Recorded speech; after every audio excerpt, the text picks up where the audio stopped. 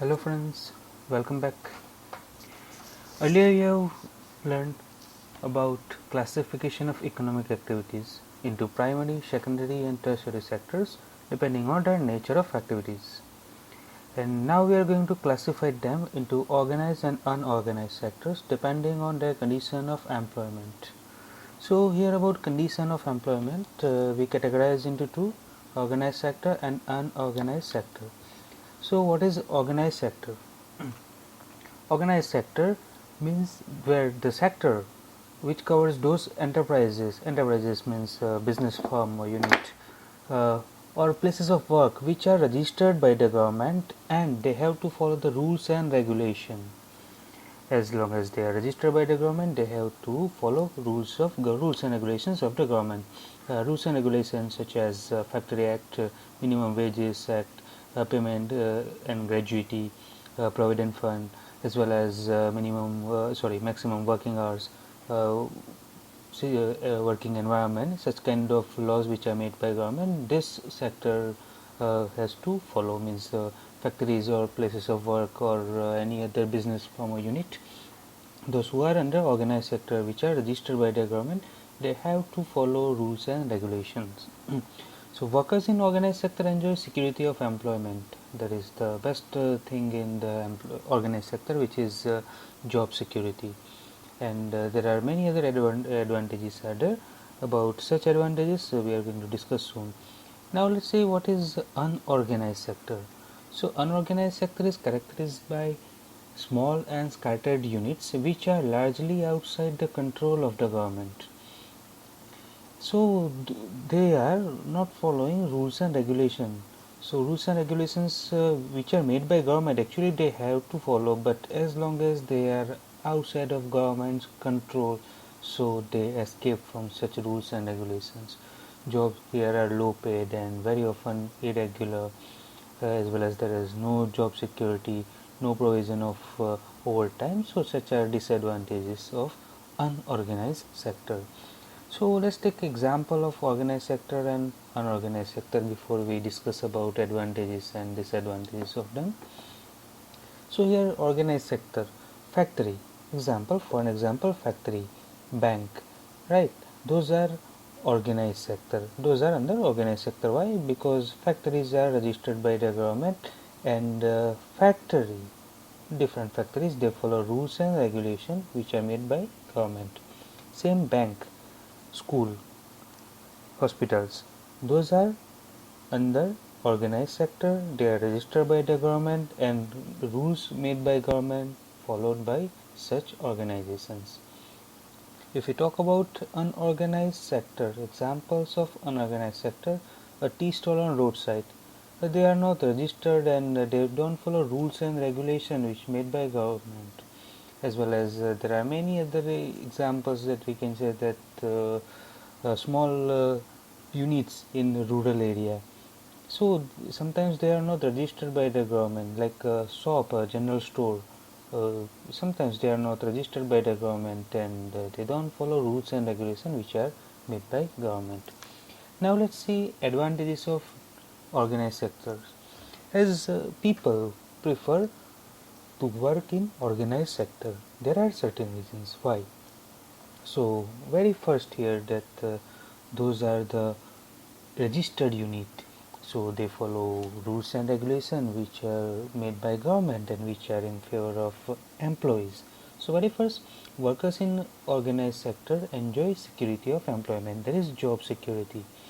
So as long as both employee and employer are happy, so employer cannot fire employee from the work without any proper reason. So even if certain reasons are there, there is a formal procedure to be followed. So first of all, that is job security. Second, they work only in fixed number of hours. So working hours are fixed here. In organized sector, working hours are fixed. People go to factories every day, as we observe here in the cities, as well as they go to banks and other offices. So they have fixed working hours. And in certain condition, if they need to work more, they have to be paid overtime by the employer. So that's what. So third here, They also get several other benefits from the employers, so like paid leaves. Leaves are here paid. For certain cases, if a person needs to take leave, so without deduction of salary, that person can get leave from the employer, as well as payment during holidays, certain public holidays or some important holidays like in schools. We know the vacation. So during vacation, teachers and staff also get paid, as well as some other facilities like provident fund, gratuity, as well as pension after retirement. So those services are those are the benefits for the people those who work in organized sector. One more here, they also get medical benefits. Some of the employers provide best facilities and benefits to their employees, such as medical benefit or medical insurance, as well as factory uh, or workplace environment. That government under the law, factory or any other place of work, they should provide the proper facilities to their employees, such as safe drinking water, as well as safe working environment, basic amenities to be provided by the employer. So those are the advantages of organized sector.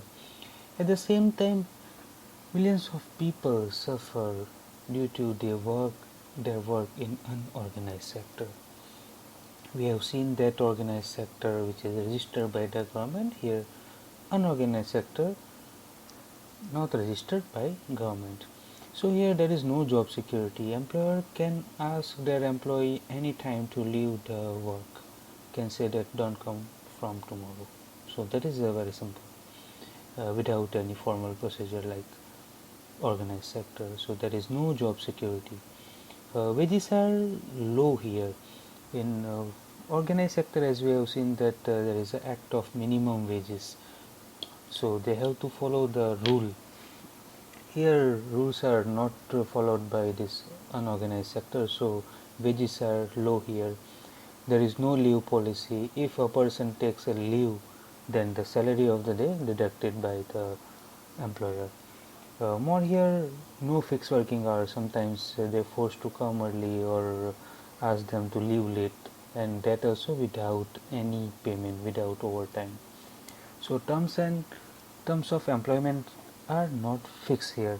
As we have seen in organized sector, everything is formal and go through procedure. So they have to terms and condition upon both are agreed. So here in the unorganized sector there is no terms of employment found. So those are the disadvantages of unorganized sector. So people prefer to work in organized sector over unorganized sector. Further, we know that most of the people are in India, they work in unorganized sector. Like in urban area, if we talk that thousands of people and millions of people, they work in unorganized sector, they work as casual workers. So there is no protection and no safety about them. So how to protect those people, those who work in unorganized sector, we will discuss in next video. Thank you so much.